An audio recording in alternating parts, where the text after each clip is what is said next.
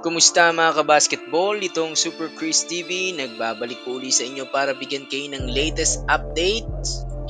Grabe mga kabasketball, congratulations dito sa ating Team Gilas Pilipinas. So the Philippines or Gilas Pilipinas win first Asian Games gold in over 60 years. So last appearance natin 1990, silver medalist tayo dyan mga kabasketball. At syempre saludo tayo dito kay Coach Tim Cone. So hindi madali naging trabaho niya. No, sa press con pa lang nung binubuo niya nung una itong ating Team Gilas roster, ang daming problemang siya yung sumalo. And then marami ring mga pangbabash na natatanggap siya, hindi pa nagsisimula yung Asian Games. Then isa pa dyan, hindi niya nakuha yung mga players na gusto niya dahil nga ni-reject itong Hangzhou Committee sa China. But still, Coach Tim Cone was able to manage these rosters with the right system and mentality. And syempre, yung trust na nabuo between players and Coach Tim, ibang klase talaga mga kabasketball. Imagine mga kabasketball, pag yung player nagkakamali, kinakausap niya lang, pero binibigyan niya uli ng kumpiyansa at playing time, syempre para makabawi. Starting 5 natin mga kabasketball, Brownlee, Optana, Pajardo, Thompson, and Newsome. So napakaganda ng ipinakita. Iba yung takbo ng laro nila eh. Mapapansin nyo yan mga kabasketball compared dun sa FIBA World Cup, no, na medyo pilit yung atake natin at one-sided lang. But with this team na binuo nitong Asian Games na to, iba yung opensa mga kabasketball.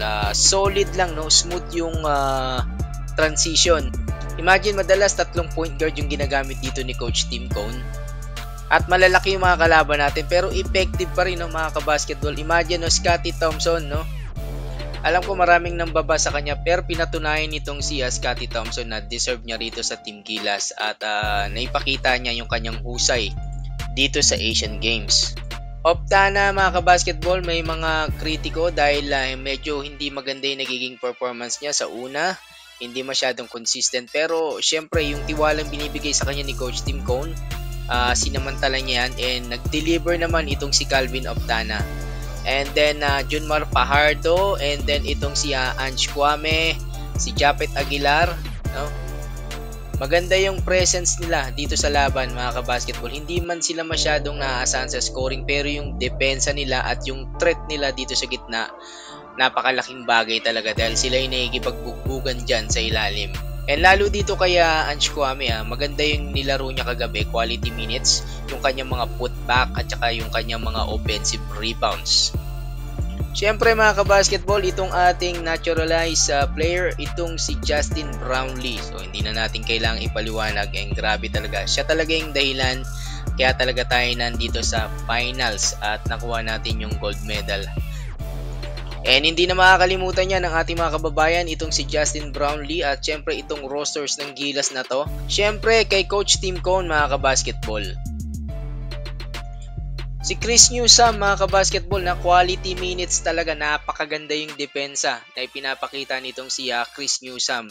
No? Magaling talagang defender itong si Chris Newsome mga kabasketball. And then yung kanyang mga jumper, no?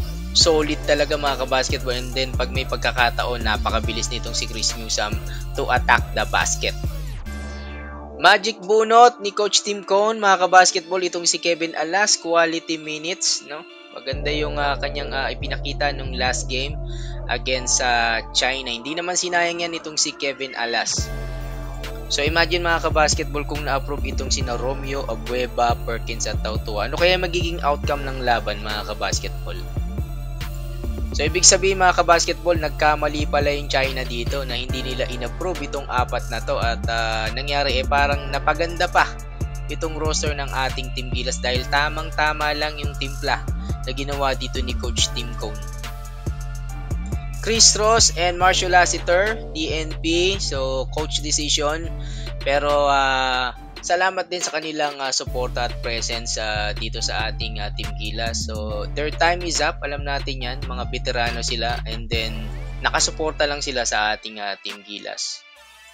CJ Perez mga kabasketball, ibang klase, no? Napakatapang na player nito. So madalas din na may pumupuna dito kay CJ dahil medyo wild nga yung mga tira nito at minamadali. Pero nakita natin yung value niya dito sa ating Team Gilas.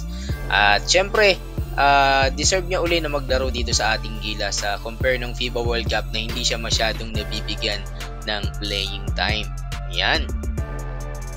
And then may share ko lang mga kabasketball, tignan nyo to, itong isang player ng Jordan, itong si Muhammad Hussein.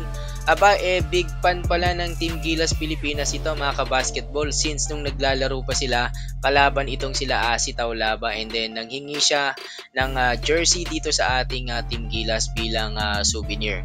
So ayan, pumunta siya mismo dito sa locker room ng ating Team Gilas para i-congratulate tayo.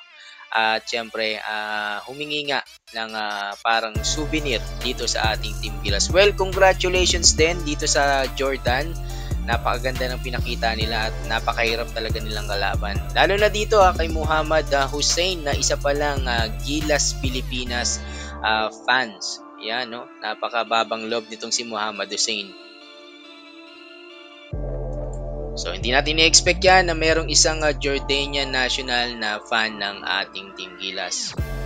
Yun lang kabasketball. Congratulations sa ating Team Gilas Pilipinas. Ikaw, anong masasabi mo dito sa rosters ng ating Gilas? At ngayon may pagkakataon itong si Coach Tim Cone na bumuo ng sarili niyang rosters pagdating nitong FIBA Asia Cup qualifiers. Dahil next year, February magsisimula na itong qualifiers. And then abangan natin yung mga bagong set ng players na bubuuin dito ng ating Team Gilas sa pangunguna nitong si Coach Tim Cone. Mga kabasketball, abangan natin yan. Salamat sa pagsubaybay mga kabasketball, and then please like, share, and subscribe naman dyan mga kabasketball. This is Super Chris TV.